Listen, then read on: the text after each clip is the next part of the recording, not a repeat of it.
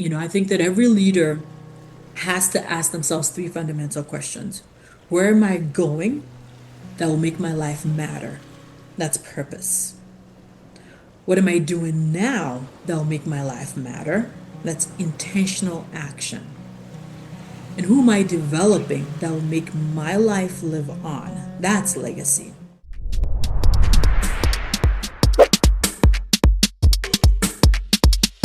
Welcome to another episode of Chatting with the Experts. The topic today is thriving at the top.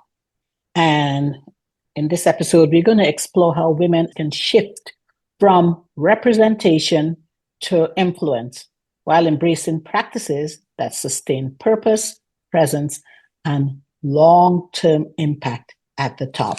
With that, I want to welcome Maureen Aryee to Chatting with the Experts. Hello, Maureen. Hello, Paula. I hope I got your name right. You Aye. did, you absolutely did. Thank you for having me. Absolutely. Thank you for saying yes. I don't take it for granted when anybody comes onto the show because they're sharing my mission, which is, as I said earlier on, to educate, encourage, and empower women globally. So I gave just a snippet of your very impressive bio. Let's expand on it because I know, of course, Mhm. you've had a remarkably diverse career. And so tell us a little bit about how you walked through this journey and what really guided you to do this. Absolutely, absolutely. My career has been intentionally nonlinear. I began my career in the space of IT right out of undergrad and joined GE, as you mentioned earlier. After a few years there, I decided to explore some other paths and got into financial services and eventually decided to launch my own business in the real estate industry. And so I did that for several years, but really felt like I still wasn't quite there in terms of my purpose, in terms of what I wanted to dedicate myself to. And so I returned to school and pursued an MBA. And out of that MBA, got recruited by Johnson& Johnson and ended up spending 10 years with them. And it was a great opportunity to really launch into the field of HR and really grow my experience in that field and launch myself, quite honestly, into a number of senior leadership and global roles with that company. And after 10 years with them, I decided to do yet another pivot and take those experiences into the biotech startup world where I am now. And this was really a decision I made to have my imprint on an organization that is being built from the ground up, to be able to really shape culture, build leaders, and influence what that looks like at the start of an organization. And so that is how I've dedicated the last several years of my career. And there's been some really unique lessons I would say that I've learned pivoting throughout these companies and growing into various roles. And one thing, if I can share, is I've come to realize that it's not really just about talent. Talent is key. Talent is what gets your foot in the door. But there is quite a bit of capacity that's required to navigate the turbulent seasons that organizations go through. There's stamina that's required to really influence at senior leadership roles. And then there's also purpose. There's a real place for knowing your purpose and having that guide the decisions that you make into various roles and into various chapters of life. And so that I would say is a very high level overview of the journey that I've been on that brings me here today. Wow. You say I'm speechless because I'm so impressed, and something that jumped out at me was purpose because you mentioned that after your undergraduate, you actually had opened a business. You for some time and then you felt this is not quite it. I'm not quite fulfilling my purpose. And that's why you went back to do your MBA and ultimately ended up at GE for 10 G, right? J&J, J&J. J&J for 10 years. So that purpose comes with a lot of responsibility and a lot of emotions. And, especially when it comes to leadership. And when we talked some time ago, you talked about emotional capacity. Hmm. and how that is helpful for enabling leaders to stay at the top. That's right. Can you elaborate on that?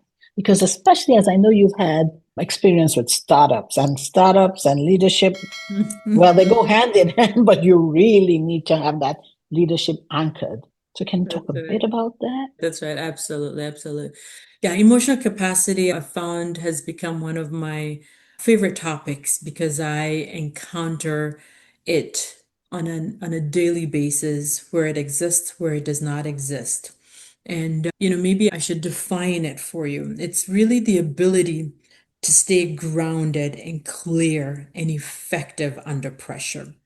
It's that Mhm. internal strength that really guides your judgment, but it's also that internal strength that enables you to show up present and calm in your presence.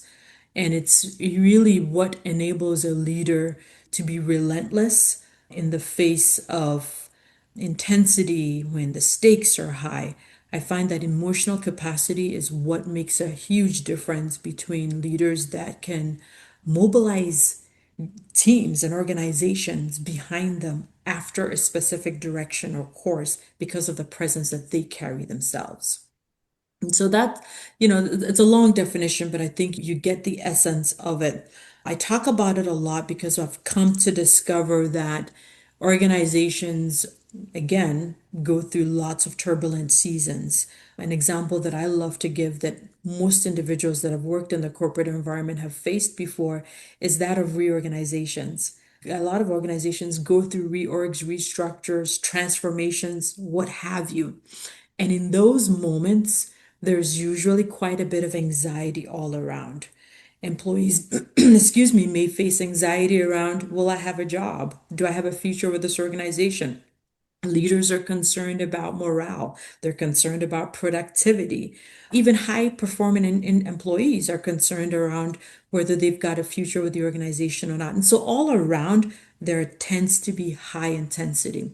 But in my years of experience, what I've come to realize is that as a leader, my emotional stability is what the organization is, what my team feeds off of. And the clarity of mind and presence I have is just as important as the decisions I make in those moments because leaders set the emotional temperature of an organization. And those that have built the muscle of exercising and demonstrating strong emotional capacity, again, are able to stabilize organizations in chaotic seasons and are able to move them towards fulfilling a specific direction. And so I think it's one of those that no matter which part of the organization you look in terms of leadership levels, you tend to see gaps, even very senior leaders that are, so to speak, at the top of their game, you oftentimes see gaps. And the ability to close that gap really determines how effective a leader can be. Thanks for explaining that. But then, where does emotional intelligence that we hear so much about these days, where does that come into play with Mhm. emotional capacity? Is it like a subset? Because you talked about reorganization, and we are living in a time of reorganization. We are hearing it, we are feeling it. Some of us have been impacted directly with it. That's right. So, Yeah, no, that's a great question. And the two are interrelated.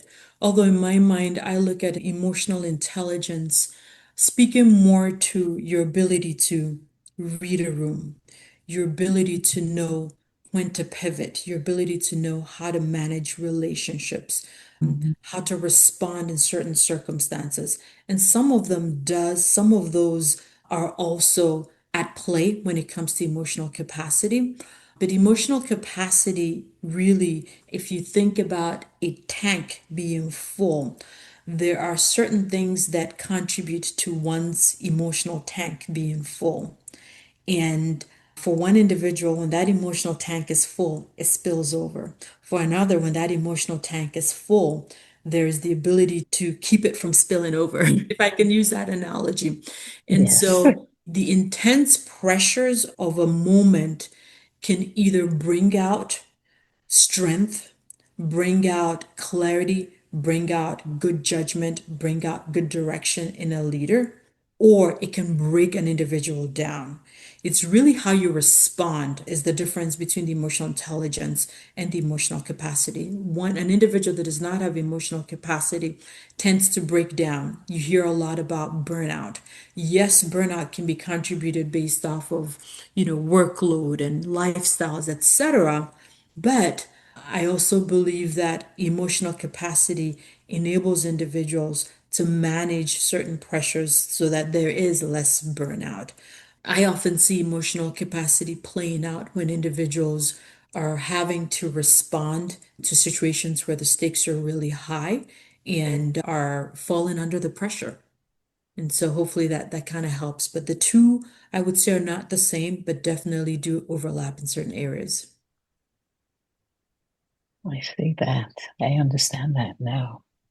So, because we're talking about leaders and organizations and emotional capacity, then being able to either, and I'm looking at my notes, break under pressure or be able to, keep things under the wrap.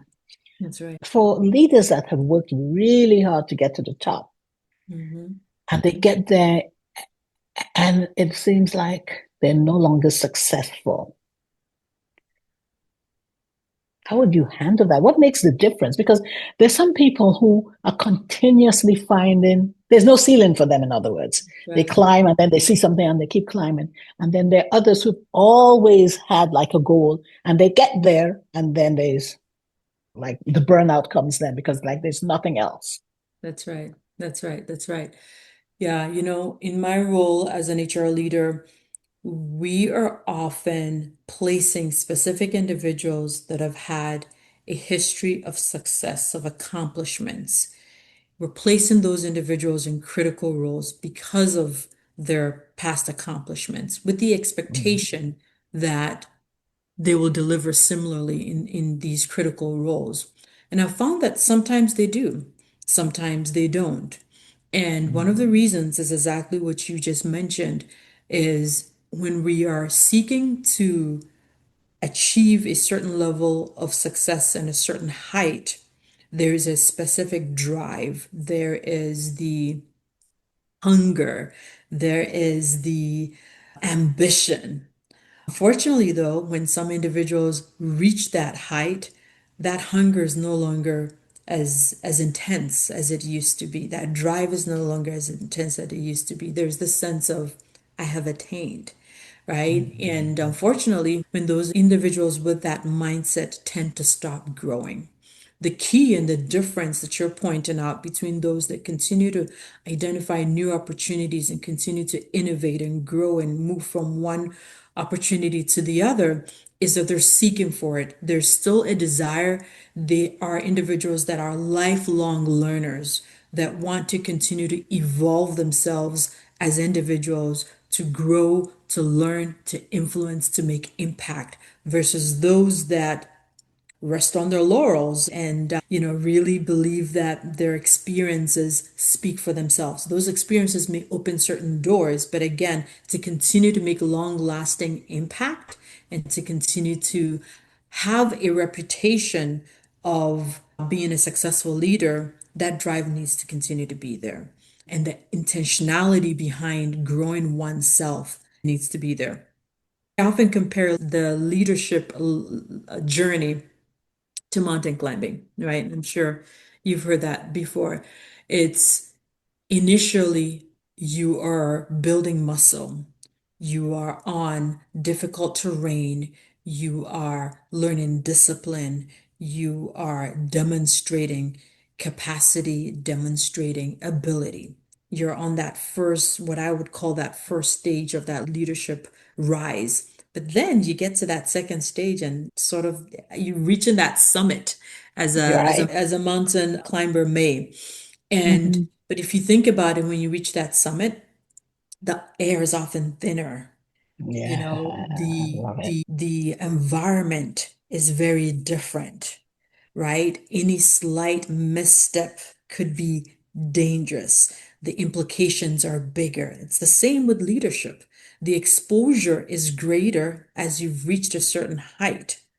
And the turbulence can be felt because, as the saying goes, the buck stops with you as the leader. And what you do there really determines the implications to a larger group of individuals, to an organization, or to a team. And so it's really important for an individual to really master not just climbing and ascending, but sustaining that success once you do get there. And some of the key things are exactly what we've spoken about, which is the emotion, building that emotional capacity, but also sustaining that drive and caring about the outcomes. When you're concerned about the outcomes that you want to deliver, you will be concerned about building whatever capacity is required to be able to deliver those results. Yes, you really did a good job of summarizing that, but at the same time, making it so crystal clear. Because especially as we talk in 2025, I mean, we are hearing so much about, we can call it reorganization of organizations. Mhm. Another way is, what's it called? Trimming organizations down to size. But there's that Re-engineering. That's re-engineering. another Yeah. one, yes. But there's an underlying thing that it's like the elephant in the room. It's like, well, is AI or will AI be responsible for all of these decisions being made? And how can we adapt to this new technology that's here and it's here to stay, Mhm. you know, while still keeping up morale and letting people Right. know that they are still important? That's right. That's right. Yeah, I love that you go there because, it's directly connected to the point I raised earlier around, will you keep evolving yourself as a leader? Will you keep learning Mhm. and growing? And one of those areas is in the space of technology. It can be in the space of, your emotional strength, but also in very tangible ways, such as in the area of technology and now in the era of AI. We as leaders talk about it all the time in terms of how do we leverage AI? How do we not get left behind? How do we ensure that it is a part and parcel of how we operate on an everyday basis? And so for me and my team, for example, we have done analysis of all the different areas in which AI can improve our productivity, can improve our efficiency, can improve the work we do. And thankfully, it is applicable in every sphere, in every function, in every role that an individual can be in. I do think that the key, though, is to really identify how each individual can actually upskill themselves in the space of AI. And so, if you're in HR as I am in, well, what does that mean for the future of HR? What does that mean for the future of HR? And in addition to efficiencies and in addition to productivity, there's also the space of ethical use of AI. You brought it up in relation to decision making. I lead an HR team, and when it comes to talent acquisition, for example, we see a lot of technology emerging that is related to the selection and assessment of talent. But it is one of those areas where decision making cannot be left solely to technology, where it is absolutely critical that, human intervention, human interpretation, human involvement is involved to understand and to ensure that the right decisions are being made. Because, quite honestly, humans build the algorithms and the prompts behind AI and other technology. Therefore, biases can still be built in. And so that's where, for us as leaders, it's critical that we are understanding where the effectiveness can be leveraged and where a line must be drawn so that other disadvantages are not inherently built into the process because certain decision making is left to a system or to algorithms or machines to make. And so there is absolutely, absolutely critical decision making points for leaders in every sphere.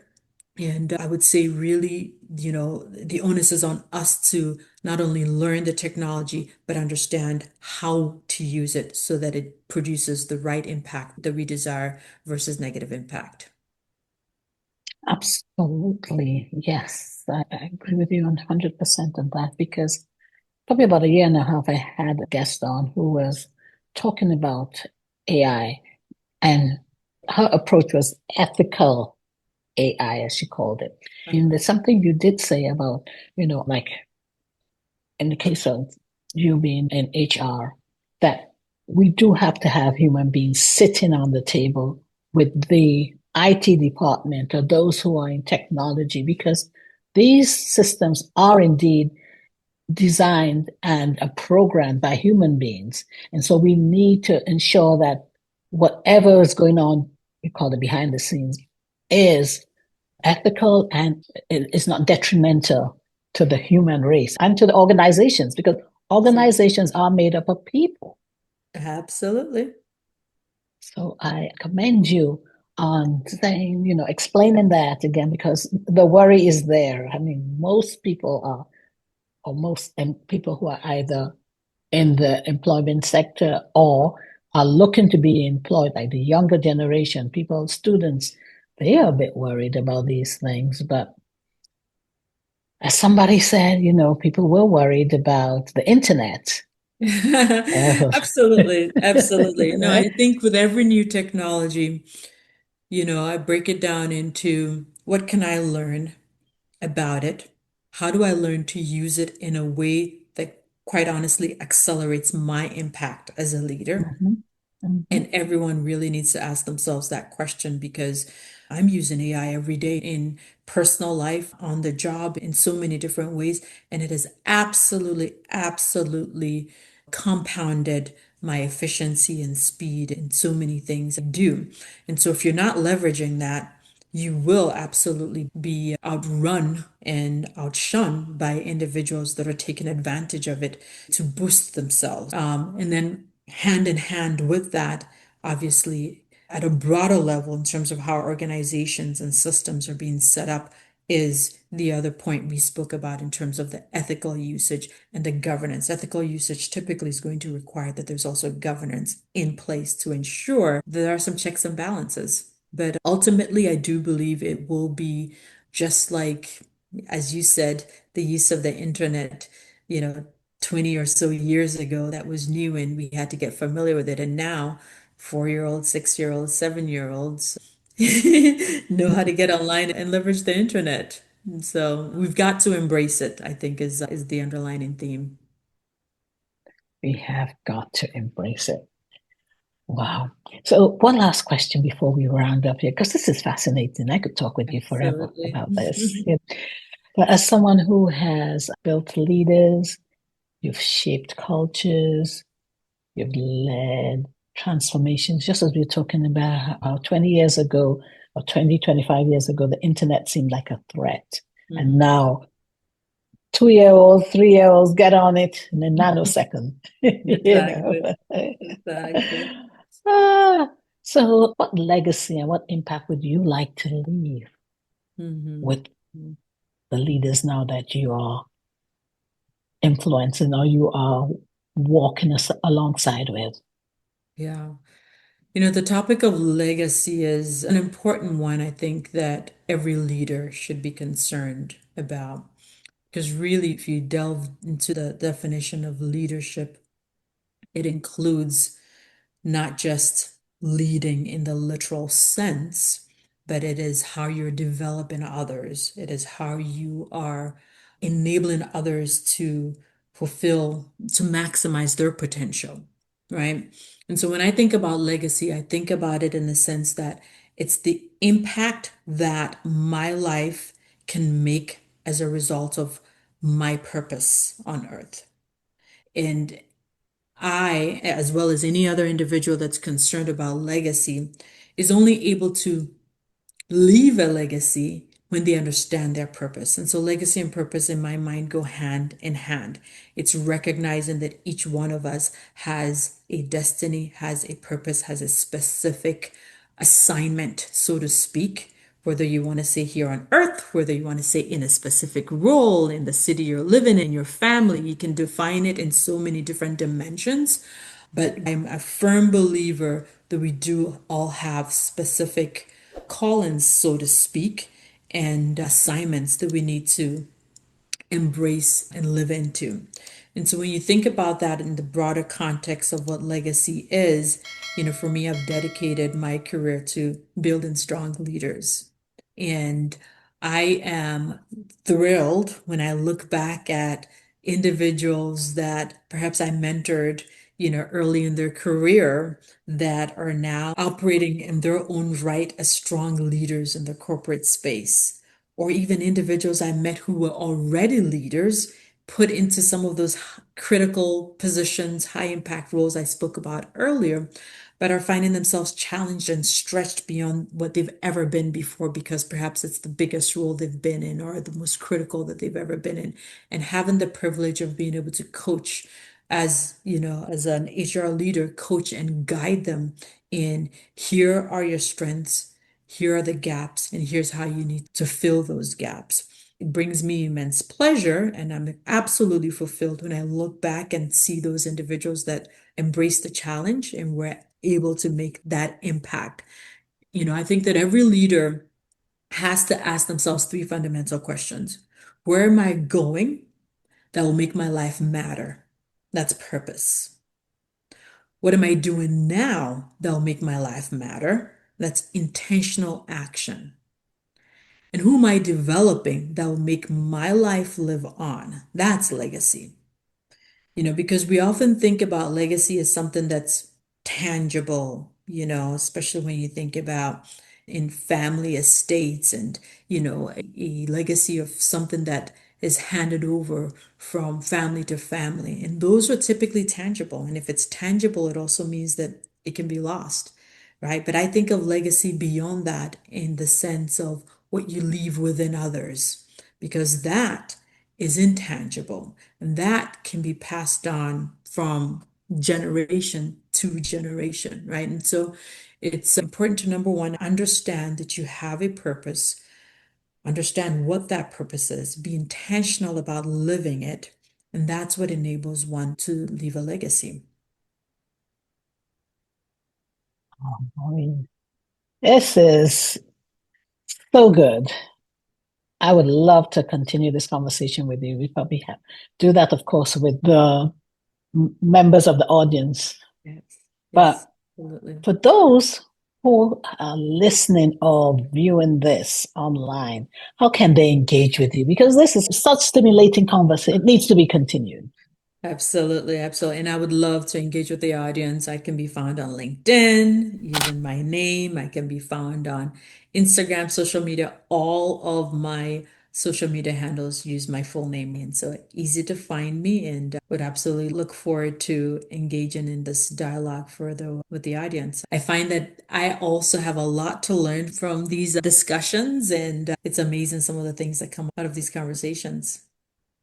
Yes, I have such a respect for people who have the growth mindset because I say I learn something new every day. And when you learn something new, I mean, it sometimes it takes my breath away. But other times it's like building blocks. You learned this yesterday, and then next week you learn something else, and you can connect them and say, wow, this was just so Absolutely. good. And Absolutely. that's what I say about your conversation with me Thank today. you. Thank you. Thank you. Absolutely. And for those of you who are listening to this or viewing it on YouTube or wherever else you get your podcast, just like Maureen has been a guest on my show, reach out to me on my website if you'd like to be a guest. And my website is www.chattingwiththeexperts.com. I am on LinkedIn. You can look for Paula Okonneh on my business page, which is Chatting with the Experts. On Instagram, my handle there is at chat_experts_podcast. And I'm on Facebook as Paula Okonneh, even better still, on my business page, which is Chatting with the Experts. And last but not least, I'd love for you to subscribe to my YouTube channel, which is Chatting with the Experts. There you'll be able to see so many of the interviews I've done with amazing women who share my mission, just like Maureen, which is to educate, empower, and encourage women globally. So now we'll open up the floor to all those who joined us. And again, Maureen, thank you so much for this. Thank you, Paula. Thank you for the opportunity. I enjoyed our chat.